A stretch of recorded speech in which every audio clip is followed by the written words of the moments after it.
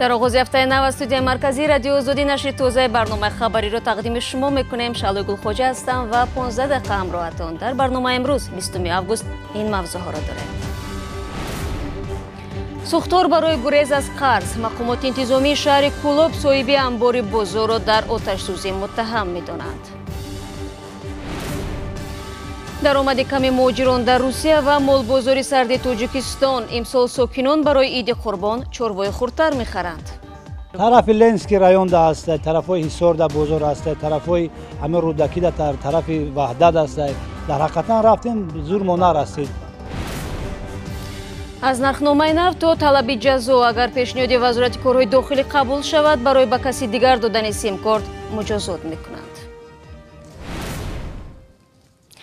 در سوختار شب 15 آگوست در بازار مرکزی کولوب یکی از صاحب ملکان انبار آن متهم دانسته می شود. به گفته مقامات بهادر رحیمов برای نجات از قرضهایش دست به چنین عمل زده است. یک مسئول شعبه کارهای داخلی شهر کولوب میگوید بهادر رحیمov 33 ساله در این بازار کم بار داشت و از تاجران و افراد گوناگون از دوشنبه تا کولوب حدود $200,000 قرضدار بوده است.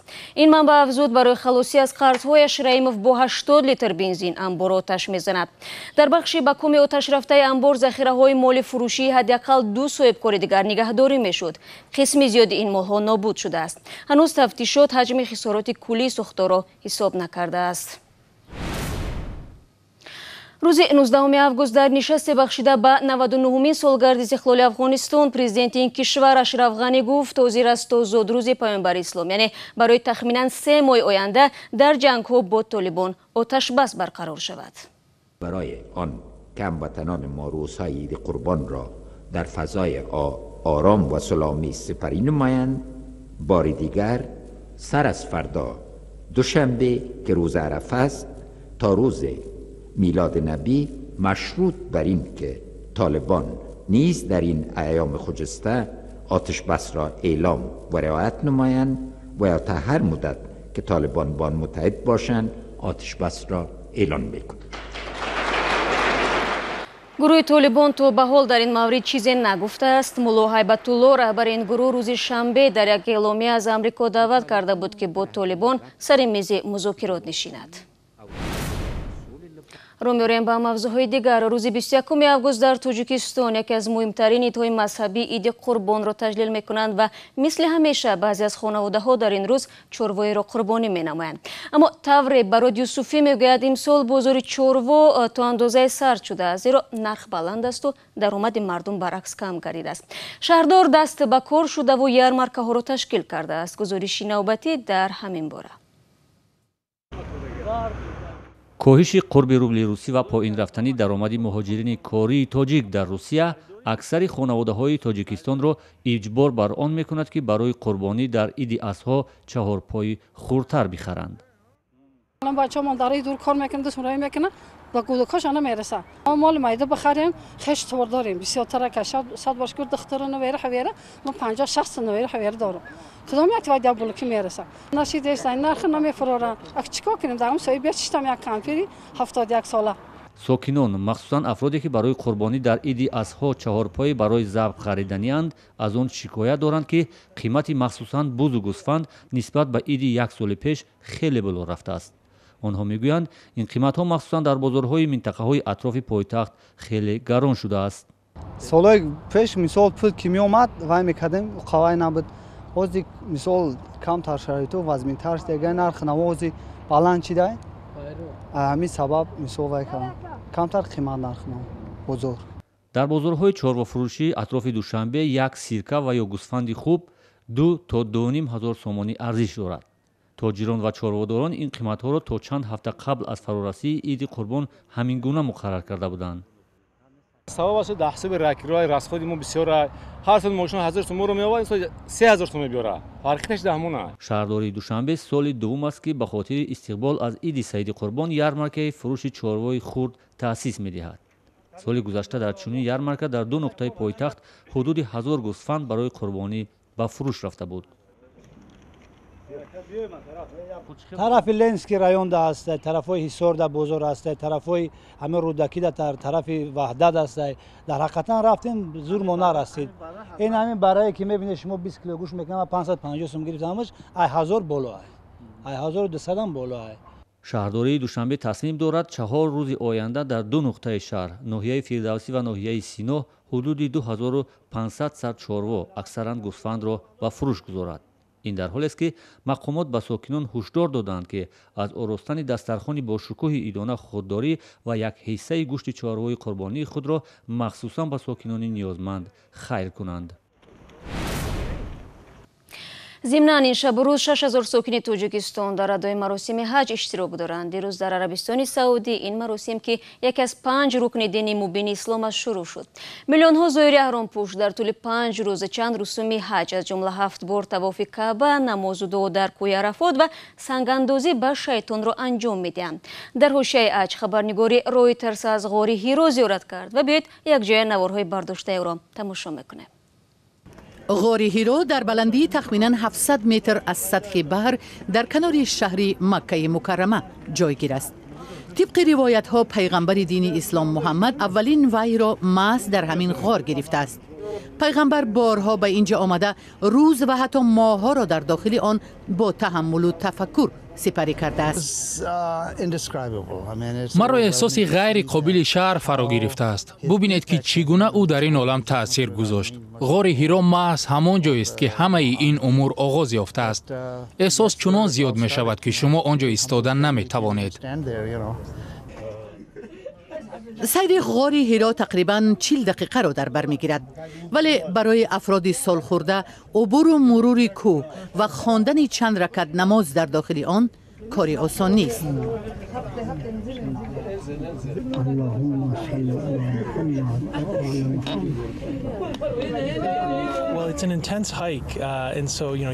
شما باید بالا بروید. ما صبح بر وقت آمدیم که قبل از گرمای روز به آنجا برسیم. شما باید با خود مواد مورد نیازتان را بیارید.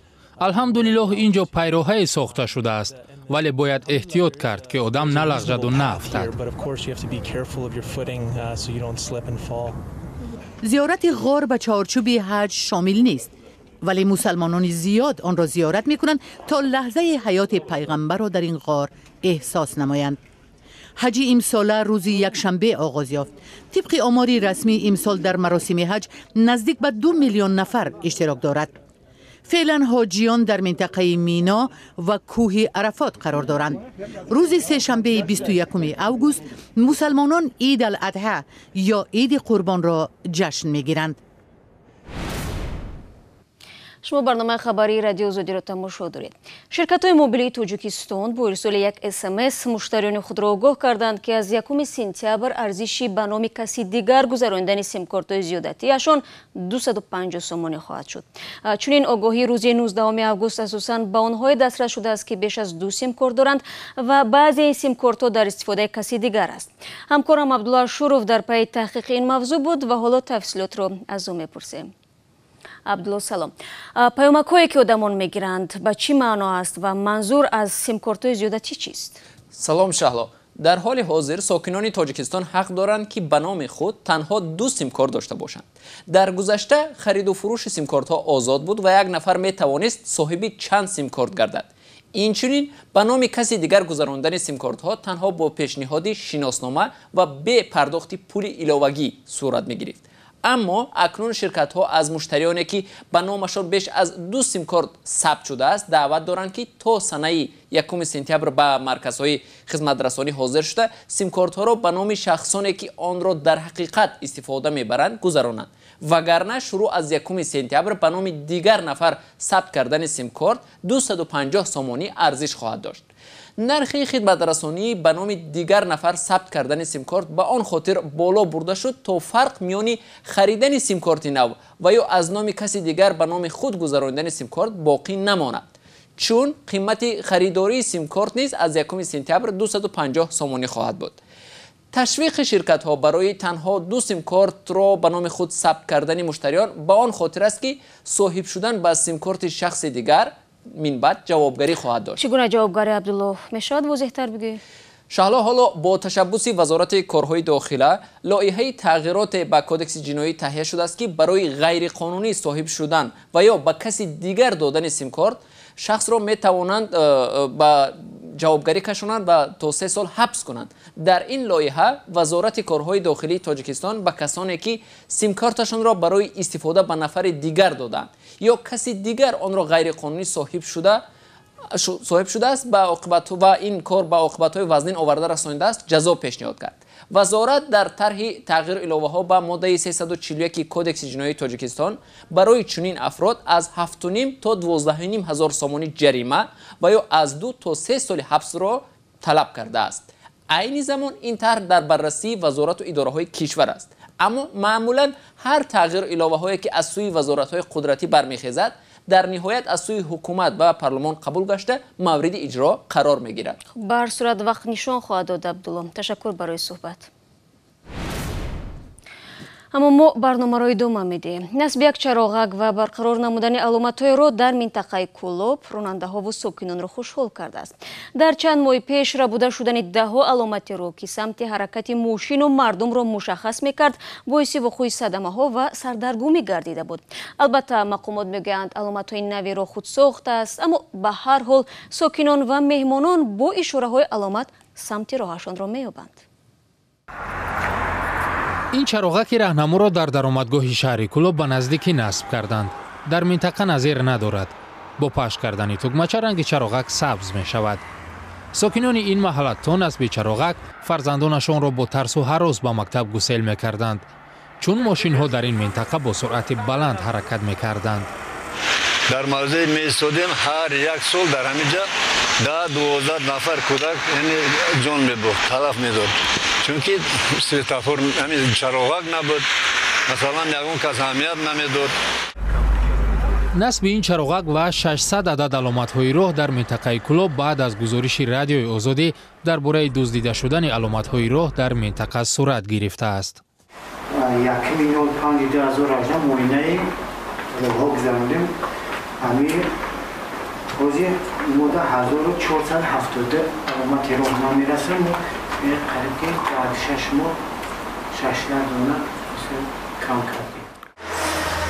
ба қавли масъулони идораи нақлиёти минтақа барои омода ва насб кардани як аломати роҳ зиёда аз 350 сомонӣ сарф мешавад ва ин идора тавони барқарор кардани тамоми аломатҳои роҳи минтақаро надорад. ақаллан 5,000, 15,000, 20,000 ҳамин барои нигоҳдорӣ раҳо мубтал ҳамун мисол муассиса метавонад ки ҳамин мисол 1000 сум, 10,000 сум, мисол 2 та гардиша ё мисол пресечения ё мисол чизои вай ҷои хафноки ҳаворо бичаспонад. Сад афсӯс ки мо ина 2 сола бисёр умон сум намегирем. дар ин роҳ акнун ронандагон суръати мошинашонро аз 40 км/соат баланд намекунанд. волидон ҳам бе тарсу ҳарос фарзандонашонро ба мактаб гусел мекунанд. радиои бисёр гузориш таъсири хуб расонд ки масалан баъде ки намоиш дар радиои озодӣ гузориш рафт, мана дидем ки омада дарра насб кардан нишонаҳои роҳе ки мана ҳозир дар назди заправка мегирам ҷои сӯзишворӣ аст, дар он ҷо монда як табари боло мондагӣ буд. имрӯз дар ҳамин хидди ҳамин чи светофор боис чароғак яъне ҳам гузаргоҳи одамон нишон дода шудааст ва ҳам яъне барои гузаргоҳи роҳ ҳам сафед карда шудааст реза.